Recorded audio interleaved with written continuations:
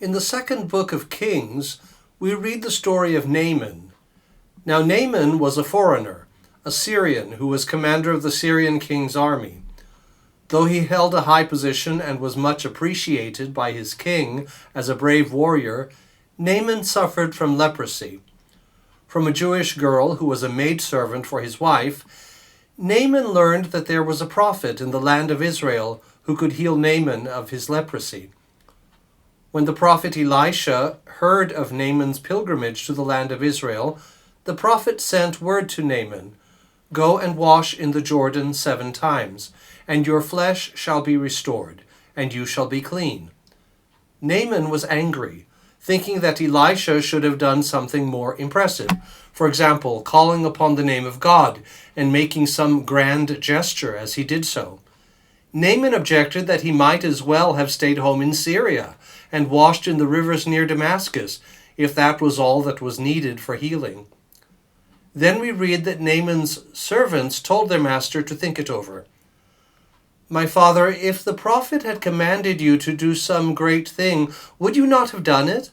How much rather then when he says to you, 'Wash and be clean'?" So Naaman went down and dipped himself 7 times in the Jordan, according to the word of the man of God, and his flesh was restored, like the flesh of a little child, and he was clean. Naaman had at first thought the prophet was wasting his time, as if the water of the Jordan had anything special about it. But he reconsidered and went down into the waters of the Jordan 7 times. The miracle of healing then took place, as Elisha had said. God did something marvelous with a mere created thing, in this case, water from the Jordan. When given such a specific instruction by God, a critic can always object, "Why water? Why water from that particular river? Why not some other way?" In the same way, there are those who scoff at Catholic practice and belief as somehow materialistic and unspiritual. Why Christ as Savior and not some other figure? Why material things like sacraments as means of grace rather than something more intellectual or internal?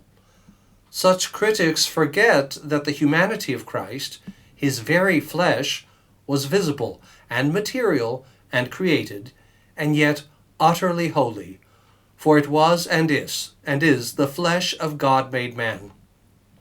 As C.S. Lewis answered critics very well, "There is no good trying to be more spiritual than God.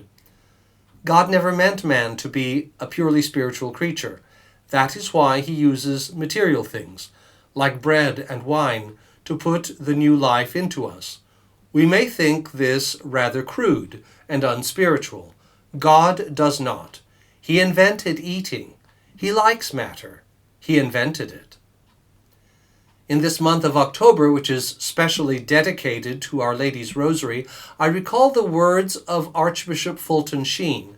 "The mark of the Christian is the willingness to look for the divine in the flesh of a babe in a crib." For the continuation of Christ under the appearance of bread on an altar, and a meditation and a prayer on a string of beads. God uses created material things to sanctify us and bring us into his kingdom. Our understanding of the mystery of Christ and of redemption presupposes the doctrine of creation. The book of Genesis says, "In the beginning God created the heavens and the earth. God saw everything that he had made, and behold, it was very good." St. Paul writes that Jesus Christ is the image of the invisible God, the firstborn of all creation. For in him all things were created, in heaven and on earth, visible and invisible, whether thrones or dominions or principalities or authorities. All things were created through him and for him. He is before all things, and in him all things hold together. In the Nicene Creed we profess, "I believe in one God, the Father Almighty, maker of heaven and earth, of all things visible and invisible." In the doctrine of creation there are 3 points. First, God created a good world out of nothing, ex nihilo in Latin. It really does exist, and the world is no illusion. Yet its continued existence is due solely to God's power that sustains the universe at every moment. Second, God created all things at once in their causes.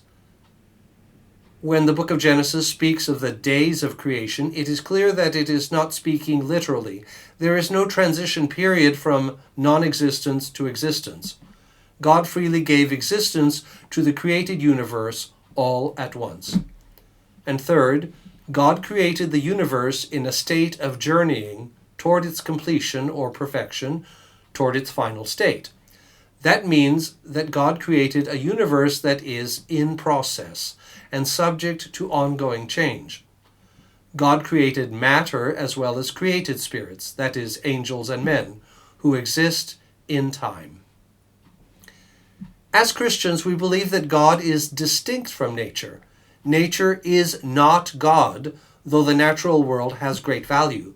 Man is also not God, yet man does bear God's image and is the steward of God's world. This good creation has gone wrong through the abuse of free will by rational beings, that is, of angels and men. Man still retains a sense that the world's present state is not as it was meant to be. Also, the material world is real. It is no illusion from which we need to awaken. The malice of Satan and the effects of sin are also real, and they are profound.